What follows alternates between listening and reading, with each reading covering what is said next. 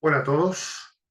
Hoy vamos a continuar, pues, ya que vimos el castigo que se dio a la serpiente, ahora nos toca ver el castigo a la mujer, y no con ello nos estamos refiriendo solamente al castigo a Eva, sino a todo el linaje femenino a lo largo de la historia.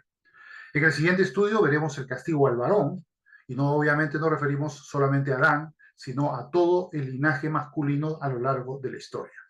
Bien, ahora vamos a ver en qué consistió ese castigo que Dios atribuye a la mujer por causa de su pecado. Bien, ¿qué es lo que va a hacer? Vamos a ver lo que dice Génesis 3, verso 16, para poder entender en qué consiste ese castigo, o más concretamente esos dos castigos.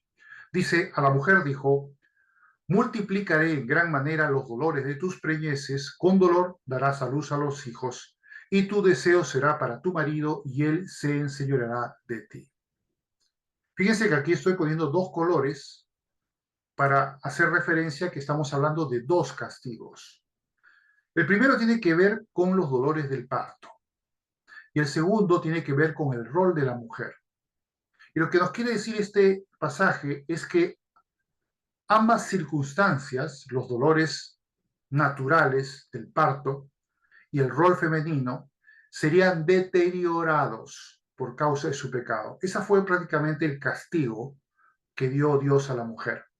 Porque cuando dice multiplicaré en gran manera los dolores de tus preñeces, se entiende que podía haber existido un dolor bastante tolerable, nada importante, dado que el parto de un ser humano, que ya vamos a ver por qué, representaría, pues, implicaría, perdón, que sí hubiese cierto malestar, cierta dificultad y cierto dolor. Pero aquí habla de que esa molestia es multiplicada por causa del pecado.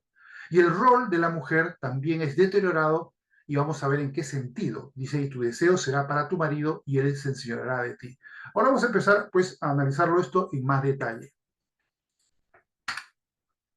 Bien, aquí dice, hay dos, ya hemos visto que son dos. Uno, un considerablemente mayor dolor en el parto, porque dijo, multiplicaré en gran manera los dolores de tus preñeces, con dolor darás a luz los hijos. Y el segundo, el rol de la mujer sufrirá una rebelión entre las mujeres y, a su vez, sufrirá el abuso de dicho rol por parte del hombre.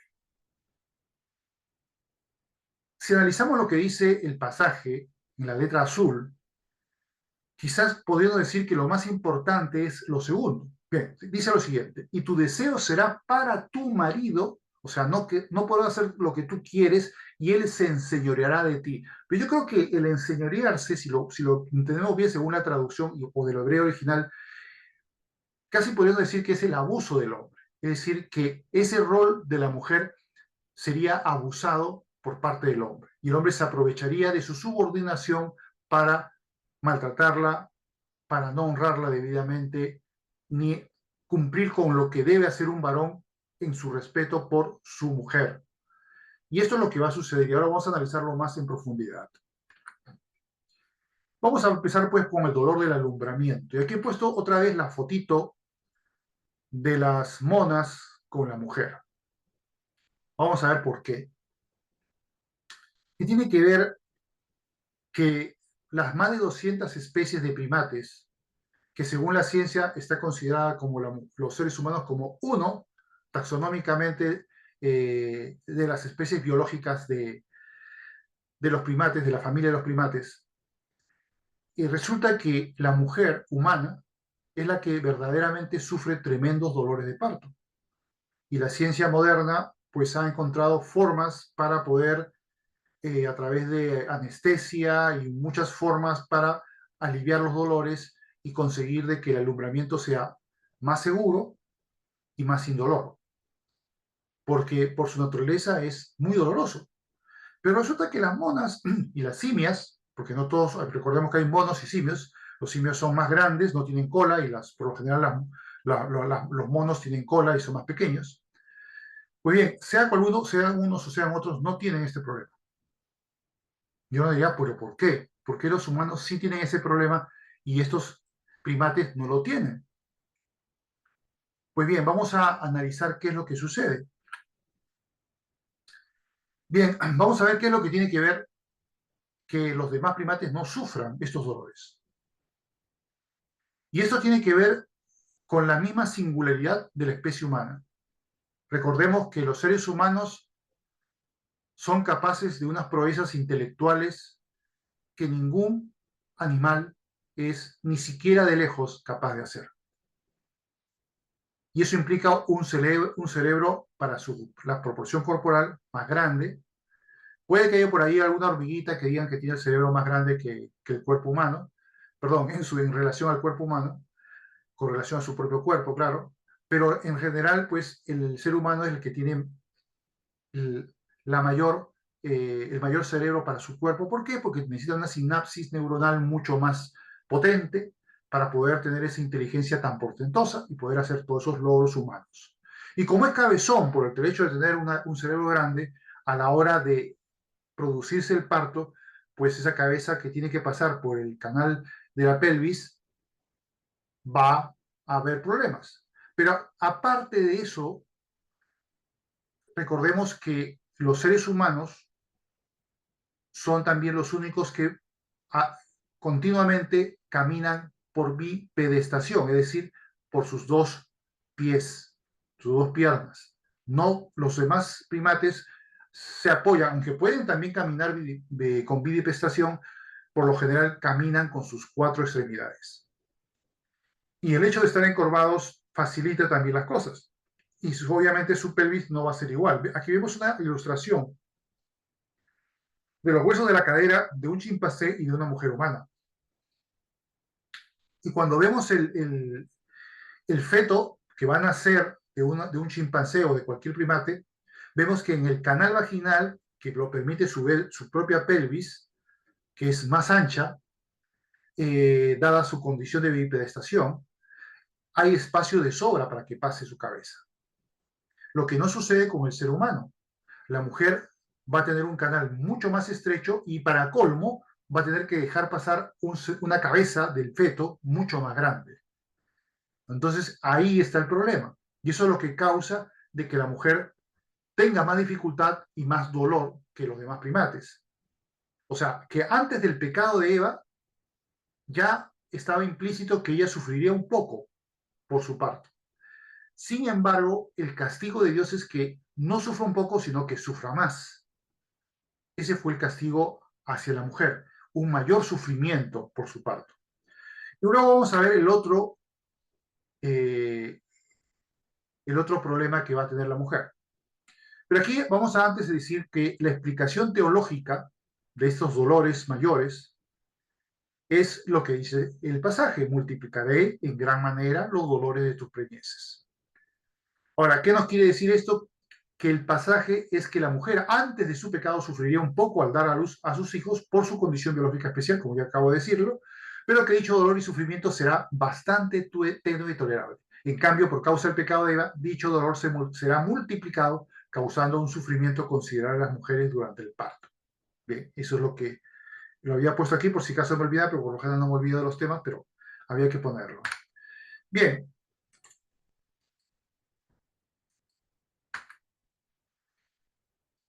Aquí viene lo segundo, el tema del rol. ¿Tiene la mujer que rebelarse a esta disposición de Dios y tiene el varón que abusar de la misma? Por supuesto que no, no tiene que hacerlo, pero las consecuencias del pecado van a ser de que se deteriore la conciencia humana y por lo tanto esté proclive a hacer lo que no conviene hacer, por su propio deseo de rebelarse contra Dios por su propio pecado. Esto va a suceder. Estas son las consecuencias. Dios castigará a las mujeres a sufrir esto mismo, mujeres que se rebelan a su rol, y eso lo veremos al final, ejemplos que hoy en día están por todas partes, y no lo practican, y los hombres que tiranizan a la mujer y abusan de ella en lugar de respetarla, cuidarla, sustentarla y amarla. Y eso lo vemos no solo hoy, sino a lo largo de la historia, el abuso sobre la mujer por parte del varón. Fíjense lo que dice Romanos 1:28, y esto es en términos genéricos para varones y para mujeres. En general nos dice: ellos no aprobaron tener en cuenta a Dios. Todo ser humano en pecado está dentro de este grupo de los ellos. Somos nosotros. Por no tener aprobado tener en cuenta a Dios, dice que Dios los entregó a una mente reprobada para hacer cosas que no convienen. Todo aquel que no se ha arrepentido ni ha recibido a Cristo, todavía sigue en ese ellos para hacer cosas que no convienen por su propia obcecación en rebelarse contra Dios. Eso es lo que va a suceder por este motivo. Por lo tanto, no es bueno pues participar de ese grupo que en pecado se rebela contra Dios y hace cosas que no convienen porque su propia mente ha sido deteriorada. Y ese es parte del juicio de Dios. Fíjense cómo Pablo lo dice de una manera diferente, pero al fin es lo mismo que está diciendo en Génesis Dios. Dice Pablo precisamente el juicio de Dios por el pecado de los seres humanos, tanto hombres como de mujeres, consiste en que su rechazo a Dios les provea este gran sufrimiento. Bien, ahora, ¿es malo que la mujer tenga un rol subordinado al hombre? Claro, porque una mujer dicen, sí, no, pero ¿por qué la mujer tiene que estar subordinada al hombre? ¿Por qué no somos exactamente iguales? ¿Por qué el hombre tiene que ser el cabeza de familia o la jefatura y la mujer tiene que estar en un plano inferior? Y uno diría, bueno, qué injusticia, ¿no? ¿Por qué tiene que hacer eso?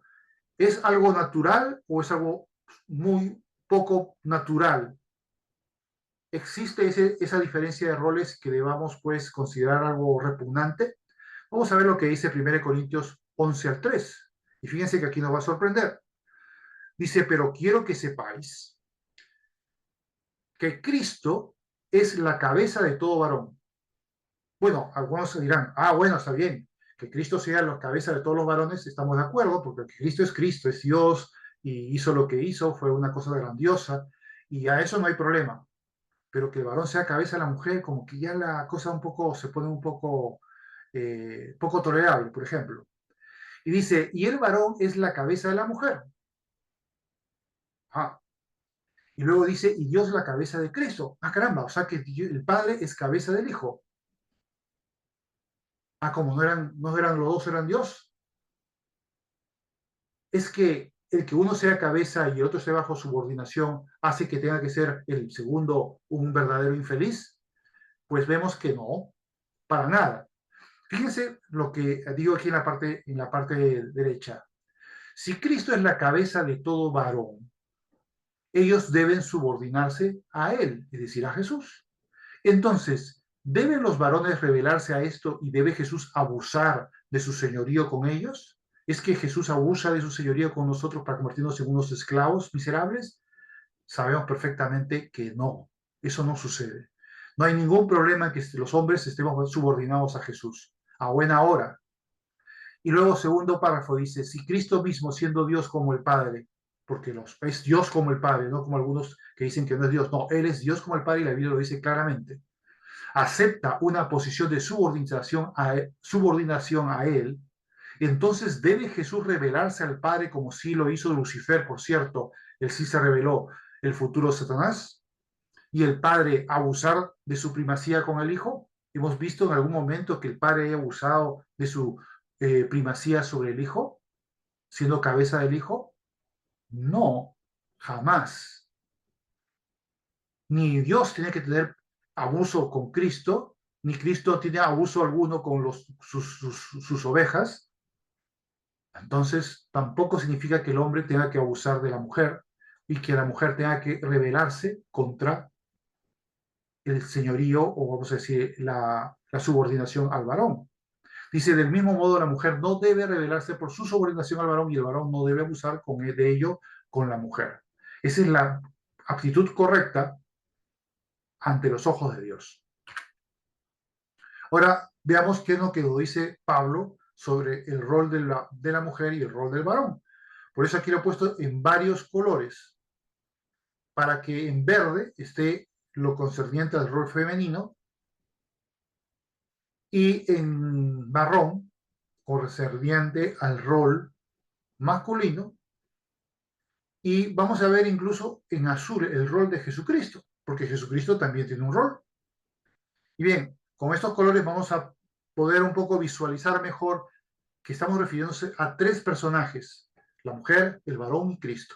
Y que los tres personajes tienen tres roles, cada uno tiene su rol. Y veamos si estos roles son despreciables o más bien admirables. Veamos.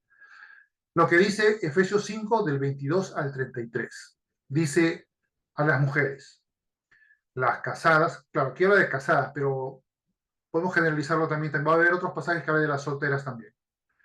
Las casadas estén sujetas a sus propios maridos como al Señor. Interesante, como al Señor. Porque el marido es cabeza de la mujer, así como Cristo es cabeza de la iglesia, la cual es su cuerpo. Interesante, ¿no? Lo está comparando con el rol de Jesús. Y Él es su Salvador. Así que como la iglesia está sujeta a Cristo, así también las casadas lo estén a sus maridos en todo. Sujeción al marido, al varón. Subordinación al varón.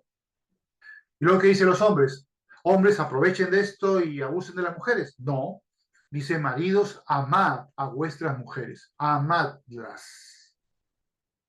Yo creo que esto va no solamente a la cónyuge, a todas las mujeres. No solamente a la pareja, no solamente a las hijas, ni a la madre. El respeto va y el amor para todas. Por supuesto que hay un amor prioritario y mucho más intenso, por supuesto, por la familia, por el cónyuge, las hijas, la madre, etc. Pero esto abarca a todas las mujeres. Dice, así como Cristo amó a la iglesia y no puso acepciones, y decir, yo voy a amar a estos y a estos no los voy a amar, los voy a amar a todos, igual el hombre tiene que hacer lo mismo. Y dice, y se entregó a sí mismo por ella. No solamente es que la amaba, así por decir literalmente o verbalmente, sino que lo demostró con su sacrificio. Y hay hombres que dan la vida por el cónyuge, por los hijos e incluso por otras personas. En el Titanic, cuando se hundió el Titanic, se priorizó a los niños y a las mujeres. Y eran tiempos donde el respeto por la vida femenina era bastante arraigado. Hoy en día ya no tanto. Pero en ese entonces el hombre daba su vida, estaba dispuesto a morir para que las mujeres pudieran vivir. Y por supuesto los niños. Pues bien, eso va en consonancia con lo que estamos diciendo aquí. Luego dice, y se entregó a sí mismo por ella para santificarla, apartarla para Dios, habiéndola purificado en el Evangelio del agua por la palabra, está hablando de Jesús a la iglesia, el lavamiento del agua por la palabra predicada, la palabra de Jesús, a fin de presentársela a sí mismo una iglesia gloriosa que no tuviese mancha, ni arruga, ni cosa semejante, sino que fuese santa y sin mancha. Impresionante lo que Jesús, el rol de Jesús para su propia iglesia. Vuelve ahora a los varones. Así también los maridos deben amar a sus mujeres. Vean el ejemplo de Jesús. Sigan y piensen en lo que hizo Jesús. A ustedes también deben amar igual a sus mujeres, como a sus mismos cuerpos. El que ama a su mujer, a sí mismo se ama. Interesante, ¿no? Dice, porque nadie aborreció jamás a su propia carne, sino que la sustenta y la cuida. Si te amas a ti mismo y te cuidas a ti mismo y te sustentas a ti mismo, igual tienes que hacerlo con tu cónyuge. Y esto va también en general. Como, otra vez Jesús, también Cristo a la iglesia, porque somos miembros de su cuerpo, de su carne y de sus huesos. Somos parte del cuerpo de Cristo. Otra vez el varón. Por esto dejará el hombre a su padre y a su madre y se unirá a su mujer y los dos serán una sola carne. Será algo muy importante que implicará que van a ser una unión perfecta. Luego dice, grande es este misterio, mas yo digo esto respecto de Cristo y de la iglesia. Eso de serán una sola carne. Es decir, Cristo y su cuerpo, que es la iglesia, son un solo cuerpo. Por eso está diciendo esto Pablo. Luego dice, por lo demás, cada uno de vosotros ame también a su mujer como a sí mismo, en consonancia de lo dicho antes. Y por último, termina con la mujer, y la mujer respete a su marido. Eso también es muy interesante. Respetar al marido, tomarlo en consideración, no despreciarlo. Hay mujeres, lamentablemente, esposas que no solo dejan de amar al marido, sino que empiezan a perderle el respeto y comienzan a hacer cosas y a decir cosas del marido que jamás deberían de decir. Eso es muy triste. Bien, vamos a continuar. Entonces aquí volvemos a esta pregunta, si el rol de la mujer y el del varón son algo bochornoso, algo que debe avergonzarnos. Pues por supuesto que no. Sin embargo, el término sujeción tiene para la mentalidad moderna, que eso ya lo vamos a ver, y más aún para el pensamiento neomarxista, un tinte de opresión. ¿Qué significa neomarxismo? El neomarxismo es un término que se aplica a una ideología que quiere deconstruir el marxismo clásico y la política, por ejemplo, de la Unión Soviética, que se desarrolló más o menos en los años 30 al 50 por un grupo de filósofos en Alemania, la Escuela de Frankfurt, que asumieron básicamente la premisa de Gramsci, que decía que si no puedes cambiar la política, que lo que está pasando, cambia la cultura. Y ellos crearon lo que la llamaron la teoría crítica, en la cual hicieron una deconstrucción de todo el marxismo. Y ojo que lo que está pasando hoy en día, incluso hasta habría escandalizado a estos señores, pero estos señores dieron las pautas iniciales para que todo eso se convirtiera en lo que hoy es la ideología de género y mucho más del pensamiento del feminismo, que tiene por supuesto adendas propias que han venido de otros autores que ya analizaremos, pero todo viene de ahí. Y es un cambio de la sociedad a través de la cultura. No es el marxismo clásico. Bien, y ese neomarxismo dice lo siguiente, que existe una opresión a la mujer, y la mujer es un ser oprimido por el varón heteropatriarcal. Bien, el modelo bíblico no describe la sujeción de la esposa al esposo como una forma de opresión de ningún modo. Ya hemos visto que lo que debe hacer el varón es amar, proteger y sustentar a su mujer. Nada de abusar de ella, de pegarle, de maltratarla, de insultarla, de hablar mal de ella. No, nada de faltas de respeto y de ataques verbales o físicos. Eso no es lo que Dios quiere que el hombre haga. El hombre tiene que respetar y amar a su mujer, como Cristo amó a la iglesia.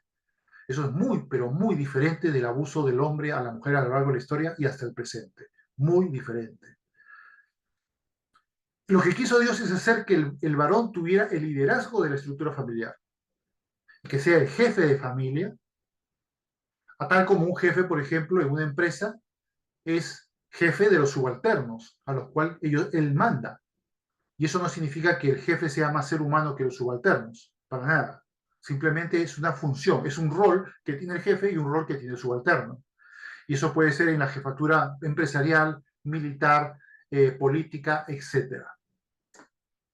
Aquí en Amarillo digo, no implica la tiranía del hombre sobre la esposa y los hijos, pues un esposo tirano no amaría a su esposa como Cristo amó a la iglesia. Sería imposible. Fíjense lo que dice Pablo que deben hacer las mujeres ancianas, la tarea que deben hacer ellas, que enseñen a las mujeres jóvenes, que las ancianas enseñen a las jóvenes, ¿a qué?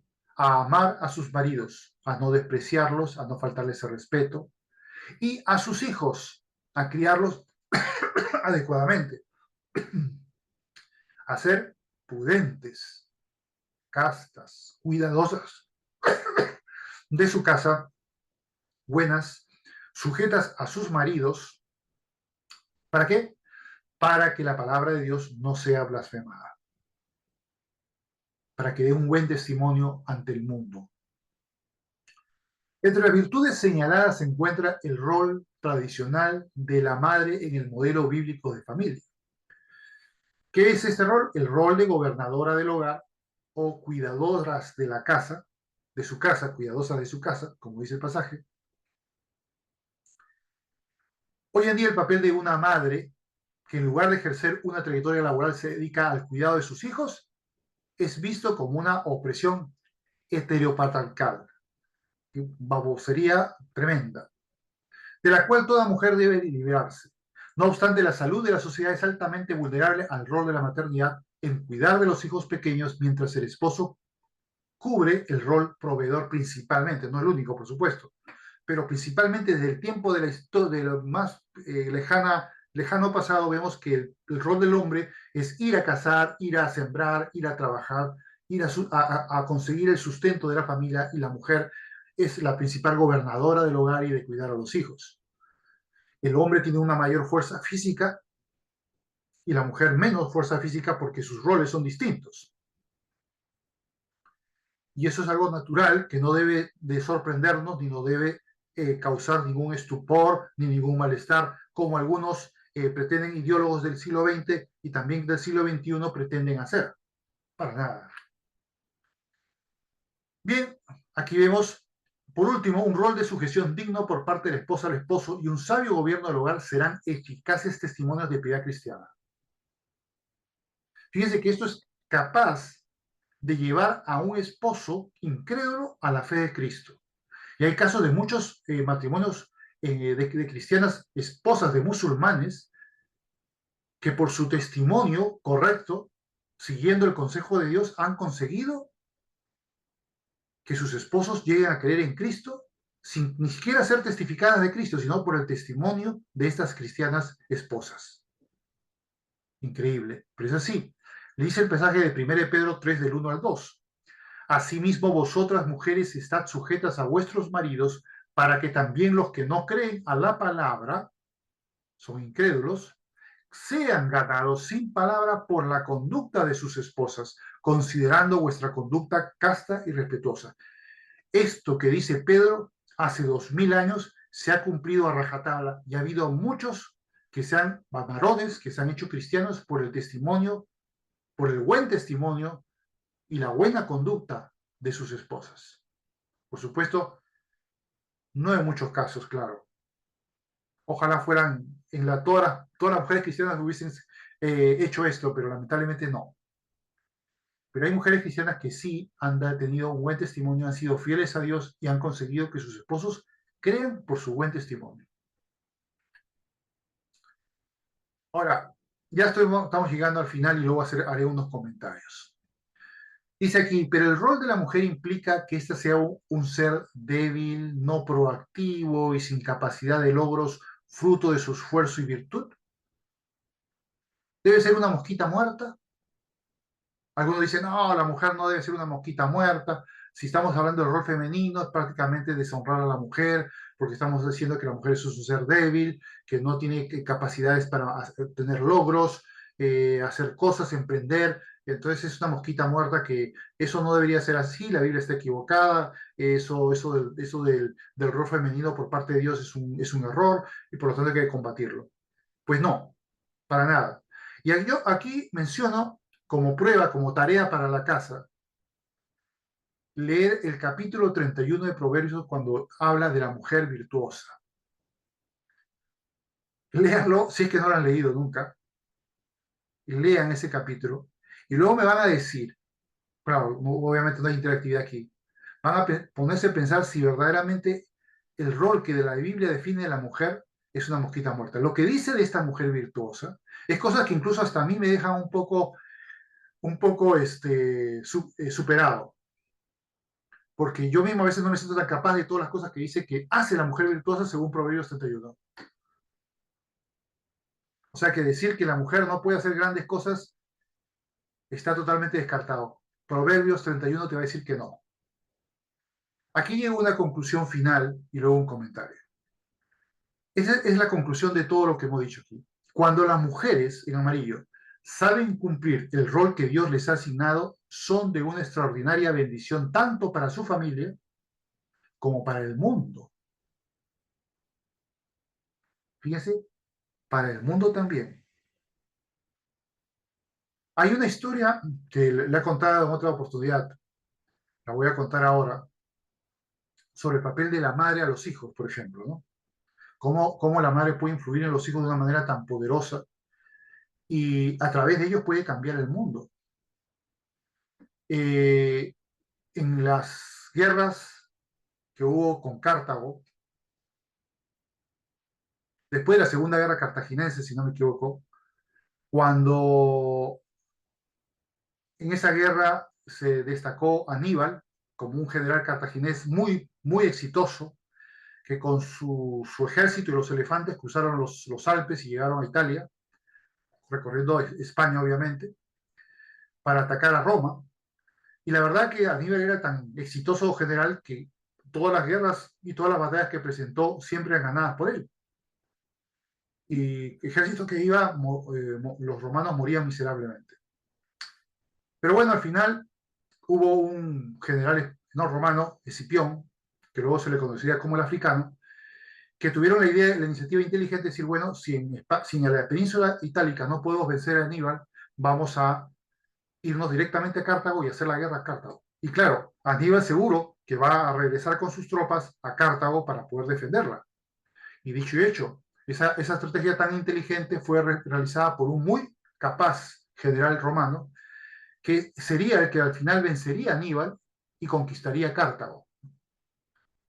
Entonces, este Escipión el africano tuvo una hija que se llamaba Cornelia. Cornelia tuvo dos hijos, Cayo y Tiberio, Gracos, apellido Graco. Y cuando eran niños, en una reunión con las matronas romanas traían sus joyas y le presentaban pues a Cornelia.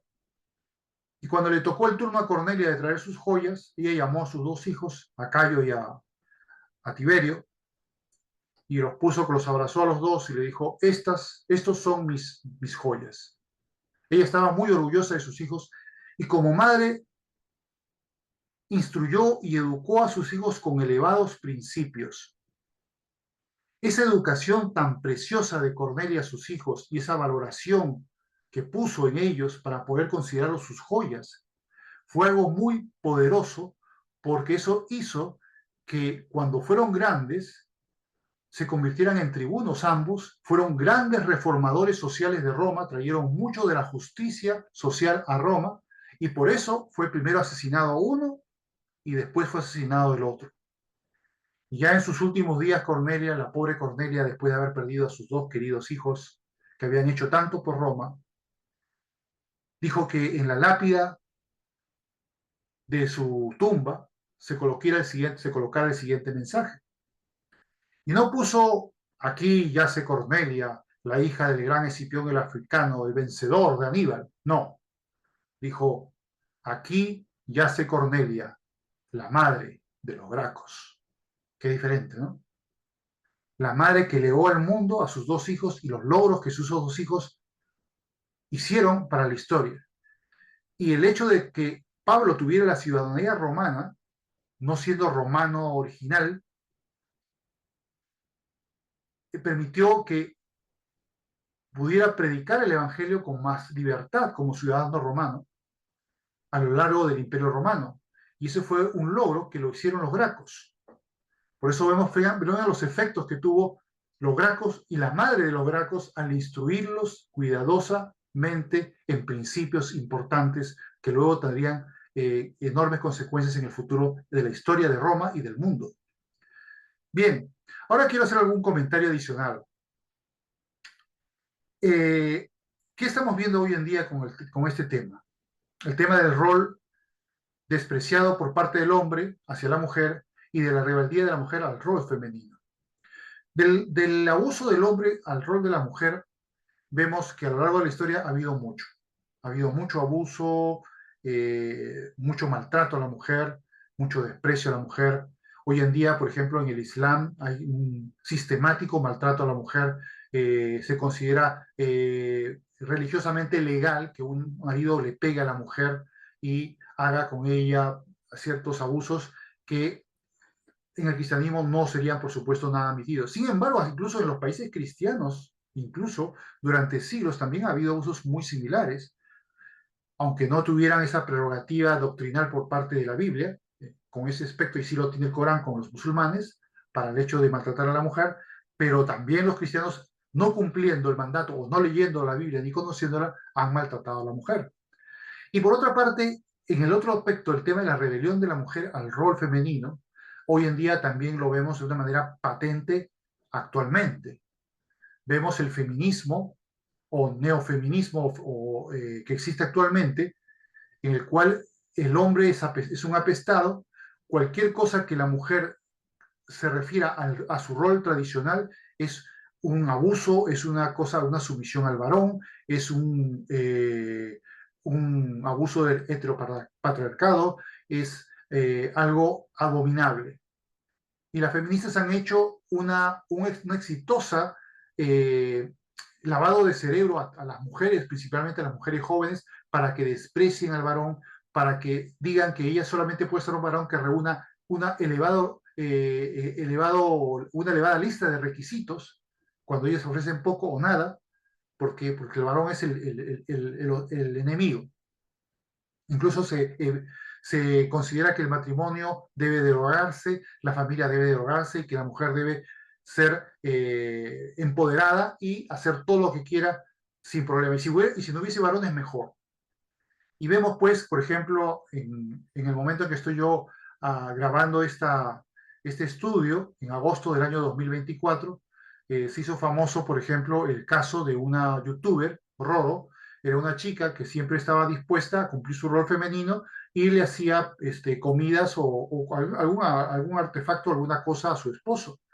Y esto inmediatamente ha desatado una ira en las feministas y una ola de burlas a esta chica, que ahora la ha hecho mundialmente conocida. En cierto modo la han hecho un bien porque ahora, evidentemente, su cantidad de usuarios en YouTube se ha disparado de una manera astronómica y obviamente va a ganar dinero. Eso sí, por lo menos en ese sentido la ha hecho bien. Pero el hecho está en que las feministas se enciendan de ira contra esta mujer. ¿Y cuál es su pecado? Cumplir el rol bíblico de la mujer.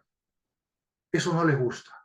Entonces, Satanás está con estas mujeres porque estas mujeres están sirviendo a Satanás al combatir el rol que Dios ha dispuesto a la mujer, para que la mujer se rebele contra ese rol.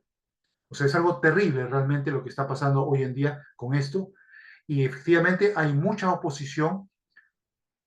Incluso hace como 15 años o un poco más, recuerdo que hubo una famosa presentadora de televisión en Alemania que escribió varios libros sobre el rol de la mujer y que se ha despreciado mucho el rol bíblico de la mujer y que la mujer debería volver a ese rol y no estar buscando empoderarse con su entorno laboral, ir a lo más alto en el entorno laboral y simplemente dejar al esposo, dejar a los hijos que hay una niñera y, en fin, no se encargue de su rol, sino que ella simplemente lo deje, lo abandone o lo delegue para ocuparse a sus empoderamientos.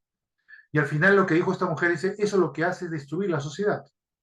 Es verdad que una mujer puede hacer todo lo que hace un varón, pero son excepcionalidades, no son la norma. Hay mujeres con una inteligencia extraordinaria, no tienen nada que enviar a ningún varón.